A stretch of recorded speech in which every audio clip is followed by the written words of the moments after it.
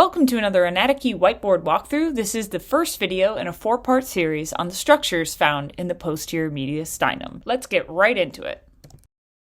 I freaking love the posterior mediastinum because the posterior mediastinum, one of the most great things about it is that it actually does look like the textbooks. That's not to say that if you have cancer in that area or you have sort of effusions on the lungs or there's some sort of disease process going on, that it's going to be easy to dissect. And then it's very hard to see these structures. But if you have healthy lungs or relatively healthy lungs and a relatively normal sized heart, this area is gorgeous. So find those bodies in your classroom, the ones that look picture perfect, where all those people had to do was peel off their parietal pleura and all of a sudden the whole thing looked normal. Those are the bodies you should study this stuff on. And I'm kind of going to try to draw sort of a perfect picture. So the first thing I'm going to do is from the front, so an anterior view, dead on. When you see the heart in the middle, lungs on the sides, then we're going to remove them. And then the second views I'm going to do is from the right side, because on a practical, that's really what you see. And we're going to talk through all the different structures in that area. Okay, mediastinum. We're really going to focus on posterior mediastinum. But I put in this stuff, and I realize my lungs are too small. My paper is just not very big. So I don't have a lot to work with. But I want to kind of walk you through the dissection, even though I don't have a cadaver. So I have my whiteboard and I have paper. Left lung. Lingula going on top of our pericardium, which is blocking the view of our heart. When we dissect, we're going to remove the lungs, we're going to remove the pericardium. So let's say I cut into that pericardium, and expose this heart. So I've cut into my pericardium, I've now exposed this heart. And I can see my heart, I can see my great vessels, I can see my superior vena cava splitting into its brachiocephalics, and I can see my aorta, and I can see my pulmonary trunk. Now, what you guys did in order to see posterior mediastinum is you had to remove the heart, take it out, cut. Gotta cut my inferior vena cava, superior vena cava. When I cut the lungs out, I cut all of my pulmonary arteries and veins, pulmonary arteries and veins. I also cut the bronchus as well when I cut the lungs out. So I took my heart out, and now I'm gonna remove my left and right lung. So I cut through all my great vessels, remove my right lung, left lung. Now I can see what's left after I remove my heart and lungs. And I realized I didn't put in like the rib cage in the back and the muscles there. We're going to explore those, but not quite yet. But we can see a lot of stuff.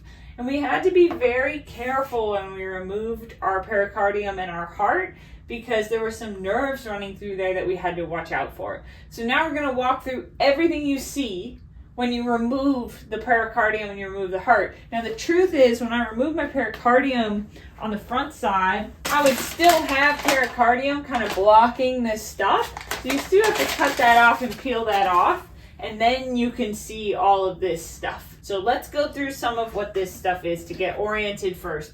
So down here at the bottom is my diaphragm. And my diaphragm has a tendon sort of in the center, and we call that tendon the central tendon. And the thing I want you to notice is that the central tendon, two things, was where the heart was sitting, so you might have a little remnant pericardium here from where we cut it out, and is also where our inferior vena cava passes through the diaphragm. It's a vein. It's collapsible. So if it was in the muscle tissue, every time you contracted your diaphragm, you'd be contracting around a collapsible structure. So it's very, very specific design that it goes through your central tendon, which does not contract. So you can keep that vein open, or patent is what we call that. So that's IVC. We can see our central tendon, our diaphragm. We can also see this structure coming from the neck all the way through the chest, neck to chest on either side. It's in pink in my drawing, and then it's branching out onto the diaphragm. That has to be the phrenic nerve. And the way I remember that the diaphragm is innervated by the phrenic nerve is to think of C3, C4, C5, which is what the phrenic nerve is made up of. Phrenic nerve is made up of the spinal levels, C3, C4, and C5, keeps the diaphragm alive. So C3, C4, C5 keeps the diaphragm alive. That is phrenic nerve innervating my diaphragm. They will really pass through this entire space. Once you remove the lungs, it's a lot easier to see them. So they're going to kind of hang in your dissection. Be kind of like loose strings after you've removed your lungs. And it's going to be really important that you're careful when you remove things and put them back and take them out and put them back, because you can easily cut this nerve or damage it. So that's my phrenic nerve, one of the most superficial structures. We're going from superficial to deep. So phrenic nerve is going to be one of those most superficial structures. Next superficial structure, very, very superficial, very, very in your face, is the veins. So we can see our superior vena cava, our SVC, is branching into a left and a right brachiocephalic trunk. So this would be my left and my right brachiocephalic veins. So notice the left goes across the chest. It's an important relationship. You need to know it does that. It has a longer path. In my drawing, it almost looks equal, but the reality is the left brachiocephalic, BC for short, is longer. It has to go across because the SVC is more on the right side. The right brachiocephalic trunk is shorter. And then the left brachiocephalic and the right brachiocephalic are going to branch into two veins. This is actually important. Veins are not really talked about as much as arteries in most of our dissections, in most of our anatomy, to be honest, because they mimic arteries. But this split is actually really important because it doesn't just have to do with the veins. So when a brachiocephalic trunk splits, a venous one, it's going to split into the internal jugular vein and the subclavian vein. Why is that important? Because this structure right here is sometimes called the venous angle or the jugular angle. Jugular angle or venous angle. The reason it's important is because one of your lymphatic structures dumps its contents into this structure. So on either side. So this is a lymphatic structure, I said. Now it's going to depend on the side you're on what lymphatic structure it is. So I'm going to draw a little person, a gingerbread person. Lymphatic drainage is not equal. This is a map of lymphatic drainage, and I know it's not an accurate visual representation of a person, but it's going to have to do. I'm going to put my diaphragm in here so we know that this is my abdomen, pelvis, lower limbs, upper limbs. So this would be my chest cavity here, head and neck region. So you notice the purple on my right side, a lot less areas to drain on my right side. So the right lymphatic duct is the duct that drains your right upper limb, the right side of your chest, the right head and neck. All of the contents of lymph in that area are going to drain eventually back into a structure called the right lymphatic duct that dumps into the right venous angle.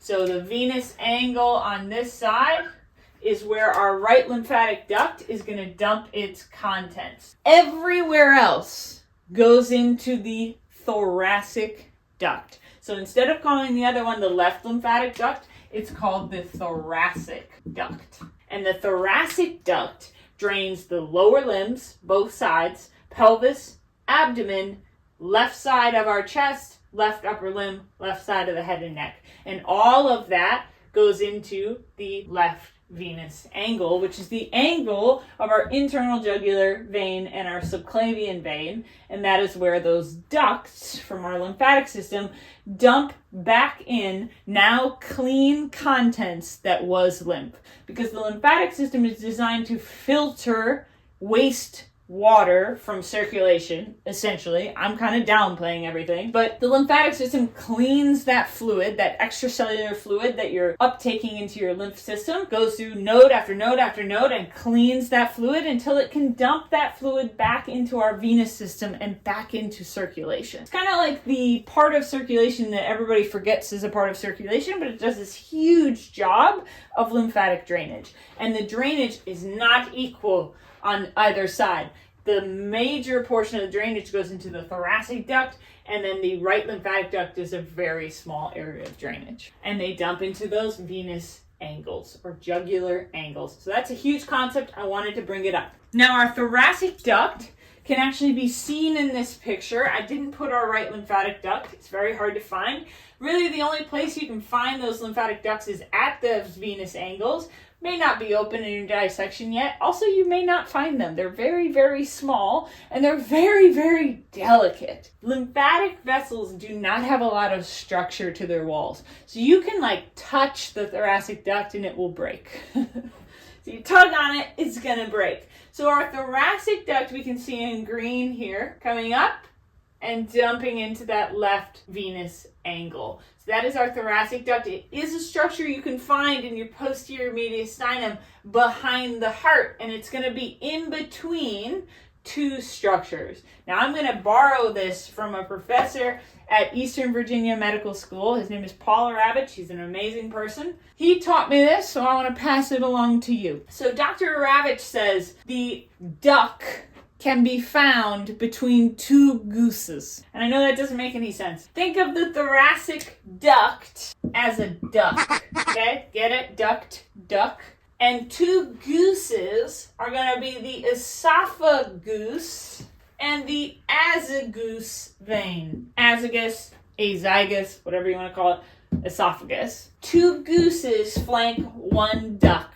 And that is how he taught me to learn that anatomy. If I can find my azygous vein, if I can find my esophagus, then I will probably find this structure, this very delicate structure called the thoracic duct in between those two structures. Find your gooses and you'll find your duck.